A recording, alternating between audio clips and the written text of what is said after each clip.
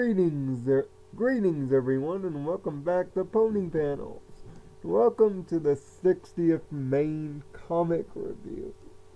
Now, as far as the main comics go, we've gone a long way. And so have the Cutie Mark Crusaders, the stars of the 60th comic.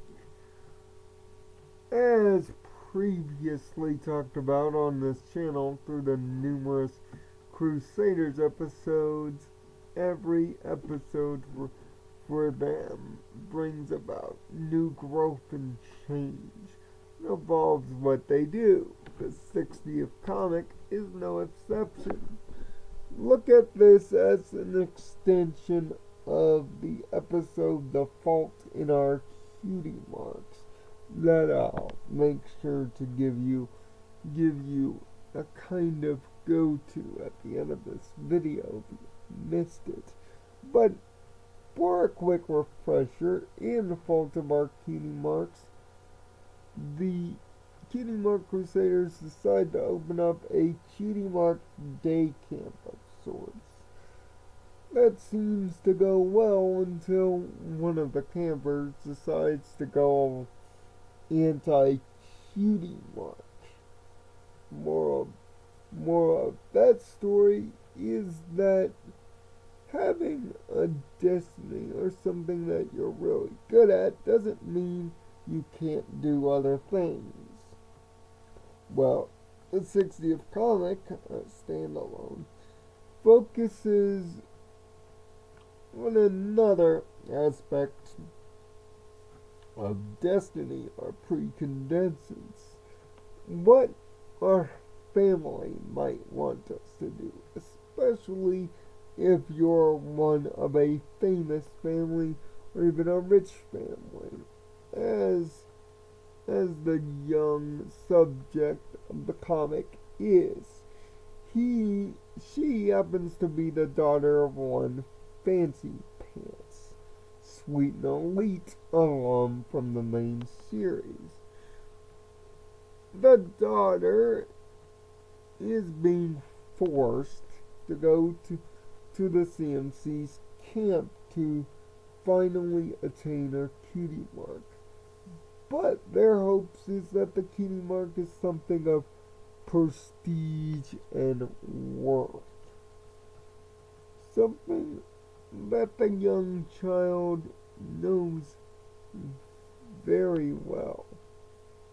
She's being pressured to live up to standards, which is atypical of famous people and is a typical rich person trope, that you must live up to being a rich. See Diamond Tiara for this.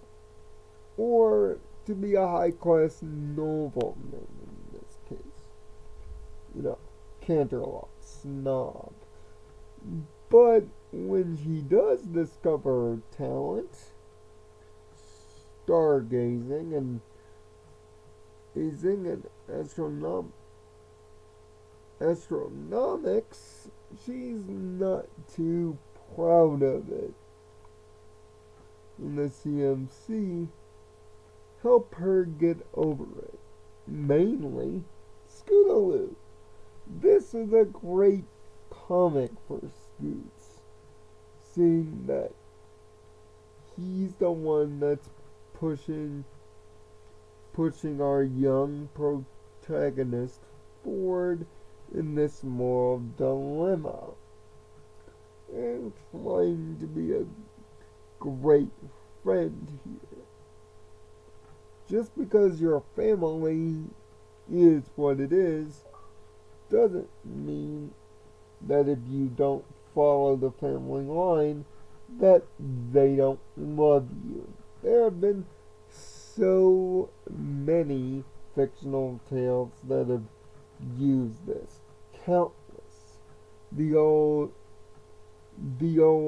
my destiny is different from those of my family, but I must choose my own path. Not the path that has been pre-laid because of bloodline.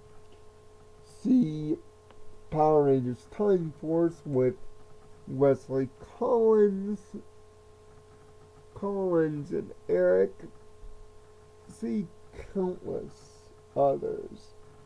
I mean, it's endless. You could make an entire list of this trope.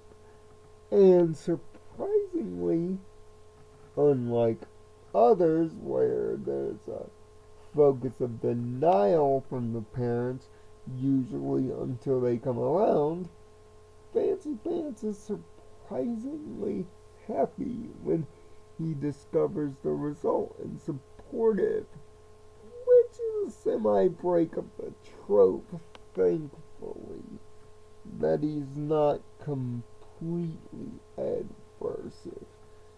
And it's mainly our young protagonist that steals the comic here.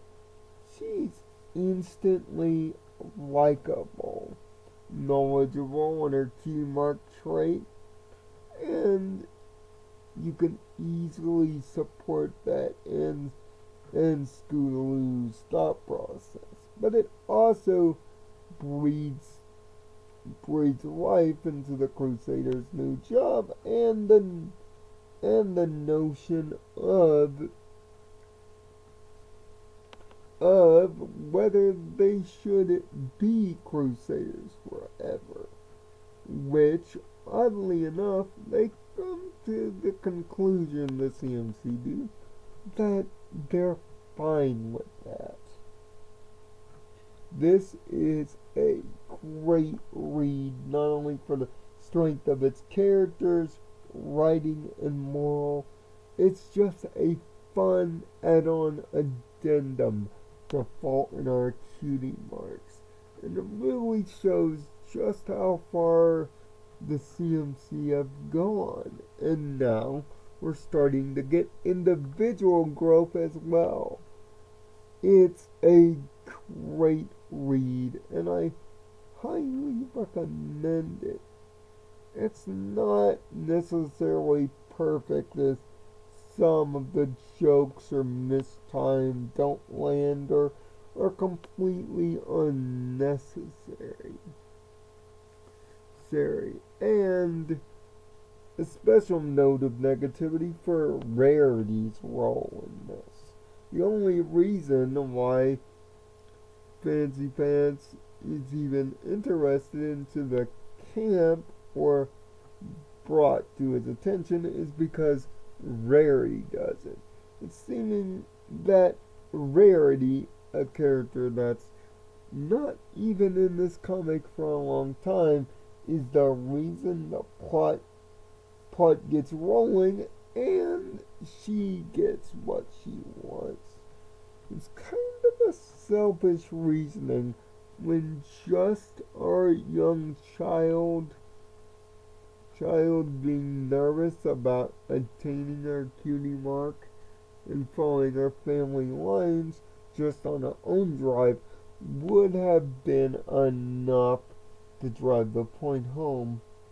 It's not a deal breaker, it's just an odd decision. That's why I give Friendship is Magic main comic number 60, featuring the CMC, only about a 4 out of 6. It's a trope we've all seen before, but it's executed well. But with mistimed jokes and with Rarity not being really necessary here, it stays away from perfection. But the strong moral and CMC character work drive the comic towards the more good end. So what are your thoughts on this comic? Tell me down in the comment section below, and until next time, find peace in your own nirvana. Thanks for watching. Make sure to follow the video links on my left and my right, or to subscribe in the center points for more My Little Pony or other reviewed content. See you next time.